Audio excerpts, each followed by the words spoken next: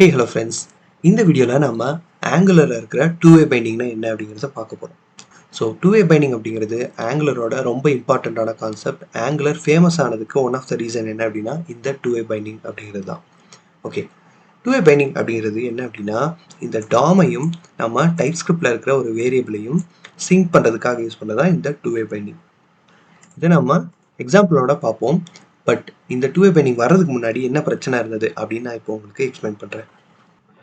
இந்த இடத்துல வெறும் நார்மல் ஜாவாஸ்கிரிப்ட் யூஸ் பண்ணி ஒரு சின்ன சோர்ஸ் கோட் இருக்குது. இதில் ஒரு ஹெட்டிங் டேக் இருக்குது. இந்த ஹெட்டிங்க்கு ஐடி கொடுத்துருக்கேன். இந்த ஐடியை பேஸ் பண்ணி இந்த h1 அப்படிங்கிற இந்த டேகை வந்து டாம் எலிமெண்ட்டு டைரக்ட் ஆக்சஸ் பண்ணியிருக்கோம். அண்ட் தென் இங்கே எக்ஸ் அப்படிங்கிற ஒரு வேரியபிள் இருக்குது. இதுக்குள்ளே ஹலோ அப்படிங்கிற டெக்ஸ்ட் இருக்குது.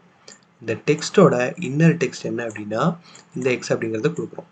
அதாவது இந்த ஹெட்டிங்குள்ளே இந்த ஹலோ அப்படிங்கிற இந்த டெக்ஸ்ட்டை வந்து கொடுக்க போகிறோம். ஓகேவா? இப்போ சேவ் பண்ணிவிட்டு இந்த பேஜில் என்ன வருது அப்படின்னு பார்ப்போம். இங்கே ஹலோ அப்படிங்கிறது வந்திருக்கு. இப்போ இந்த கோடில் ஒரு சின்ன சேஞ்ச் பண்ண போகிறேன். என்ன அப்படின்னா எக்ஸ் அப்படிங்கிற இந்த வேரியபிளுக்கு ஹலோ ஃப்ரம் யூஐஜெம்ஸ் அப்படின்னு நான் கொடுக்குறேன். இப்போ இந்த வேரியபிள் அப்டேட் பண்ண பின்னாடி இந்த இடத்துல எந்த அப்டேட்டும் நடக்கலை. ஏன்னா நம்ம டாமை இது வரைக்கும் டச் பண்ணலை, வெறும் வேரியபிள் தான் அப்டேட் பண்ணியிருக்கோம். இந்த டெக்ஸ்ட், அதாவது எக்ஸில் கொடுத்த இந்த டெக்ஸ்ட் வந்து இங்கே வரணும் அப்படின்னா நம்ம அகெயின் டாமை டச் பண்ணி நம்ம மேனுவலாக அப்டேட் பண்ணுற மாதிரி இருக்கும். இப்போ again text dot inner text to X அப்படின்னு கொடுக்குறேன். இப்போ பார்த்தீங்கன்னா இந்த டாமை வந்து இப்போது சேஞ்ச் பண்ணியிருக்கோம். அதனால் நம்ம கொடுத்த ஸ்ட்ரிங் வந்து இங்கே ரெண்டர் ஆகிருக்கு. ஸோ இதுதான் டூ-வே பைண்டிங் வர்றதுக்கு முன்னாடி இருந்த பிரச்சனை. என்ன அப்படின்னா நம்மளோட ஜாவாஸ்கிரிப்டில் இருக்கிற வேரியபிள்ஸ் அப்டேட் பண்ணோம் அப்படின்னா நம்மளோட டாம் வந்து சேஞ்ச் ஆகாது. டாமையும் நம்ம தான் அப்டேட் பண்ணுற மாதிரி இருக்கும். ஓகேவா? இந்த டூ-வே பைண்டிங் வந்த பின்னாடி நம்ம இந்த டெக்ஸ்ட்டை சேஞ்ச் பண்ணோம் அப்படின்னா இந்த டாம் வந்து ஆட்டோமேட்டிக்காக அப்டேட் ஆகும். ஓகே, இப்போ நம்ம டூ-வே பைண்டிங் ஆட் பண்ணுறதுக்கான சின்டாக்ஸ் என்ன அப்படின்னு பார்ப்போம். டூ-வே பைண்டிங் ஆட் பண்ணுறதுக்கு ஒரு சின்டாக்ஸ் இருக்குது. அது என்ன அப்படின்னா பாக்ஸ் இன் த பனானா அப்படின்னு சொல்லுவாங்க. அதாவது ப்ராப்பர்ட்டி பைண்டிங்க்கு நம்ம ஸ்கொயர் ப்ராக்கெட்ஸ் யூஸ் பண்ணோம். ஈவன் பைண்டிங்க்கு இந்த மாதிரி ப்ராக்கெட்ஸ் யூஸ் பண்ணோம் இல்லையா? இது ரெண்டும் கம்பைன் ஆனது தான் டூ-வே பைண்டிங். இதில் என்ஜி மாடல் அப்படின்னு நம்ம கொடுப்போம். ஓகே, ஸோ இதுக்குள்ளே நம்ம ஒரு வேரியபிள் நேமை பாஸ் பண்ணணும். அந்த வேரியபிள் நேம் என்ன அப்படின்னா நேம் அப்படிங்கிறத நான் இப்போ எடுத்துக்க போகிறேன். இந்த நேம் அப்படிங்கிற இந்த வேரியபிள்குள்ளே யூஐஜெம்ஸ் அப்படிங்கிற டெக்ஸ்ட் இருக்குது.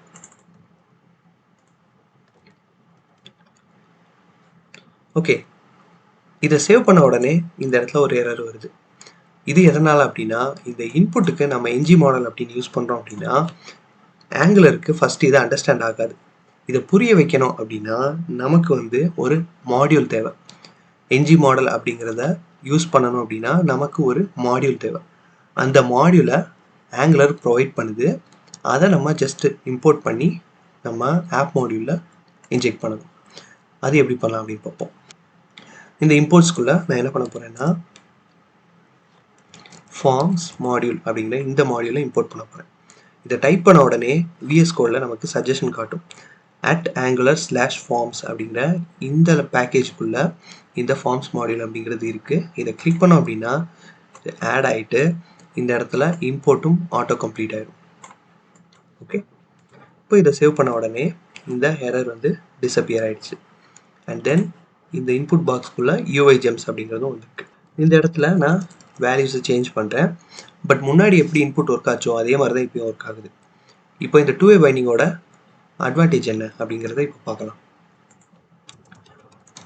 இந்த பேஜில் ஒரு பேராகிராஃப் ஆட் பண்ணிவிட்டு நேம் அப்படிங்கிறத இன்டர்போலேஷன் யூஸ் பண்ணி நான் ஷோ பண்ண போகிறேன். இப்போ சேவ் பண்ண பின்னாடி நேம் அப்படிங்கிற இந்த வேரியபிளில் இருக்கிற வேல்யூ வந்து இங்கே டிஸ்பிளே ஆகுது. அதே மாதிரி இந்த இன்புட்டுக்கும் ஆட் ஆகிருக்கு.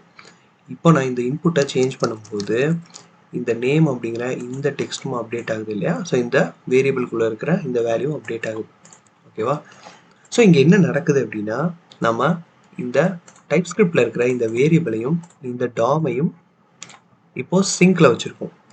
இந்த டெக்ஸ்ட்டை நான் ஏதாவது சேஞ்ச் பண்ணேன் அப்படின்னா இந்த வேரியபிள் வந்து அப்டேட் ஆகும். இந்த வேரியபிள் அப்டேட் பண்ணேன் அப்படின்னா இந்த டாமும் அப்டேட் ஆகும். ஓகேவா? ஸோ இது டூ-வே பைண்டிங் அப்படின்னு சொல்லுவோம். இன்னும் எக்ஸாக்டாக புரிய வைக்கிறதுக்கு என்ன பண்ணலாம் அப்படின்னா ரெண்டு இன்புட் பாக்ஸஸ் ஆட் பண்ண போகிறேன். இப்போ ஃபர்ஸ்ட் இன்புட் பாக்ஸில் நான் சேஞ்ச் பண்ணேன் அப்படின்னா செகண்ட் இன்புட் பாக்ஸில் ரெஃப்ளெக்ட் ஆகும். செகண்ட் இன்புட் பாக்ஸில் சேஞ்ச் பண்ணேன் அப்படின்னா ஃபர்ஸ்ட் இன்புட் பாக்ஸ்லையும் சேஞ்ச் ஆகும். இதுக்கும் ப்ராப்பர்ட்டி பைண்டிங்க்கும் என்ன டிஃப்ரென்ஸ் அப்படிங்கிறத இப்போ பார்க்கலாம். இந்த என்ஜி மாடலை ரிமூவ் பண்ணிவிட்டு வேல்யூ அப்படிங்கிறத பாஸ் பண்ணுறேன். இந்த இடத்துல இந்த ப்ராப்பர்ட்டி பைண்டிங்கை கொடுத்துருக்கோம். இதில் நேம் அப்படிங்கிற வேரியபிள் பாஸ் பண்ணுறோம். யூஐஜெம்ஸ் அப்படிங்கிறது வந்துருச்சு. இப்போ நான் இதுக்கு ஏதாவது சேஞ்ச் பண்ணேன் அப்படின்னா இந்த நேம் அப்படிங்கிற வேரியபிளில் எந்த சேஞ்சும் நடக்கலை. ஆனால் இந்த டாமில் நம்ம சேஞ்சஸ் பண்ணுறது வந்து நமக்கு ரெஃப்ளெக்ட் ஆகுது. ஓகேவா? இதை வந்து ஒன் வே பைண்டிங் அப்படின்னு சொல்லுவோம். இந்த நேம் அப்படிங்கிறத ஜஸ்ட் ஒன் வேல பாஸ் பண்ணியிருக்கோம்.